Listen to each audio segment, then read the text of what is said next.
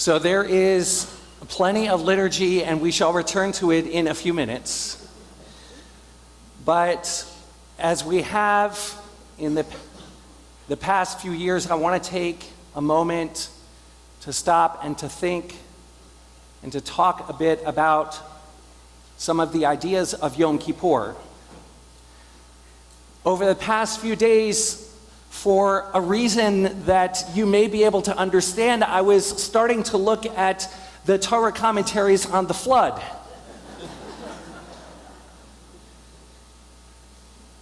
And I was looking at a commentary by Rabbi Shai Held, who is the head of Machon Hadar in New York, and he points out the following fact about the story, that we read at the beginning of the story, God decides to destroy the earth. It says, God saw how great was man's wickedness on earth, and how every plan devised by his heart was nothing but evil all the time. And so God ends up bringing the flood. Not a theology that I'm in love with. We can talk more about that later. But the point is that he goes on to point out that at the end of the story, right? How many of you, by the way, saw that beautiful rainbow that came out yesterday, right? At the end, the source of the rainbow, there's a special blessing for saying the rainbow, because the rainbow is the reminder, it is the sign of the covenant that God made never to destroy the earth again. And Held points out that in Genesis chapter 8:21, after the flood, God says, I'm never going to destroy the earth again. And listen to the reason. Never again will I doom the earth because of man's sins. The devisings of man's heart are evil from his youth.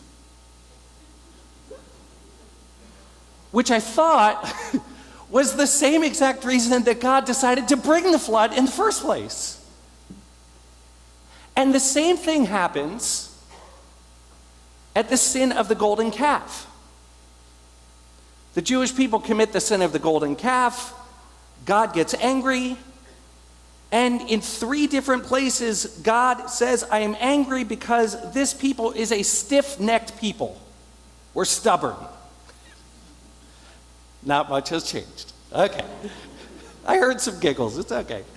But then Moses asks forgiveness. And when Moses goes and asks forgiveness, the Torah describes it and says, Moses hastened to bow low to the ground in homage and said, if I have gained your favor, O Lord, pray, let the Lord go in our midst, since this is a stiff-necked people. So the forgiveness comes in both instances for the exact same reason, the same language as the initial anger. And this is telling us something important about forgiveness. Look, we are here to change. We believe in the capacity of change.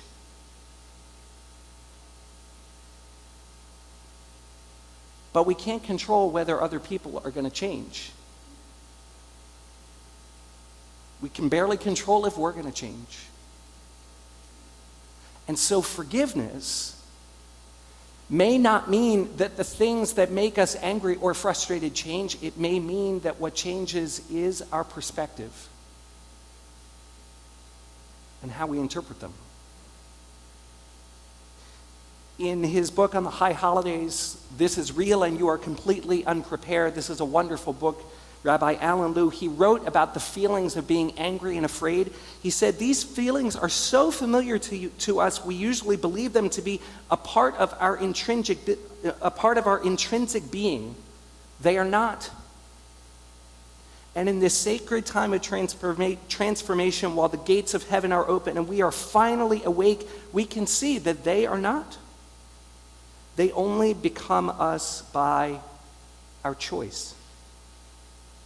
By our choosing to see them that way, by our choosing to cling to them tenaciously, we can make another choice if we want to. The simplest and most frightening truth about all this business is that anger is a choice. Fear is a choice. No one can force us in this regard. No one can make us feel this feeling. No one can crawl inside and alter us. We are responsible for the state of our consciousness. So I want to offer us another tool in addition to the words of the liturgy. For those who feel comfortable, I want to give us some time to think. If you feel comfortable, sit up in your chair so you don't fall asleep.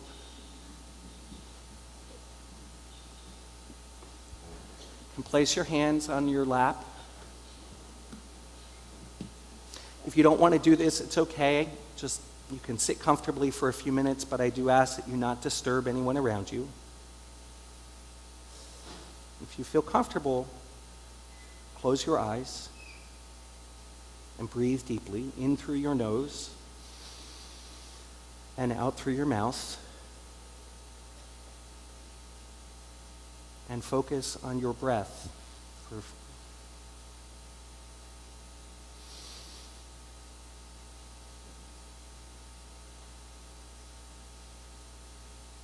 And now I want you to take a moment and think about maybe someone or maybe something that makes you angry or makes you frustrated.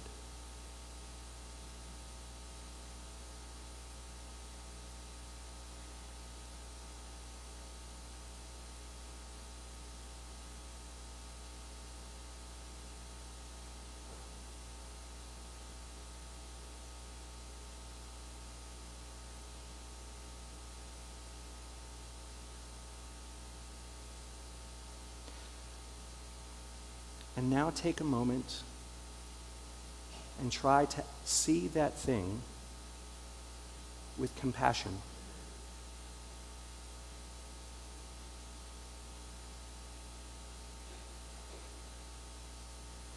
Ask yourself if maybe it has a longer story that we haven't thought of before.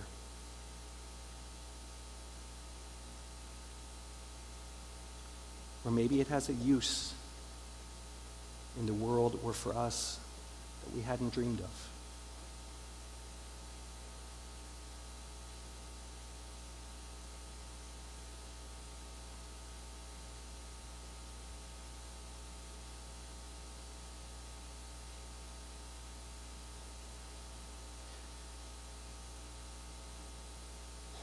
Take a moment to return to that thing, maybe in yourself, maybe in someone else, maybe in the world.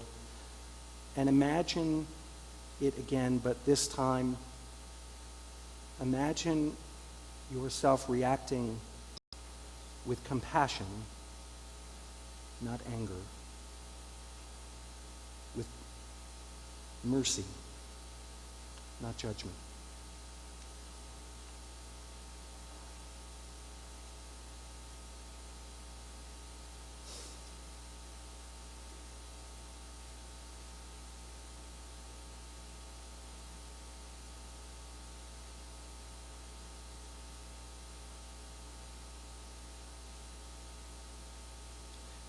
When you're ready, take some time to open your eyes.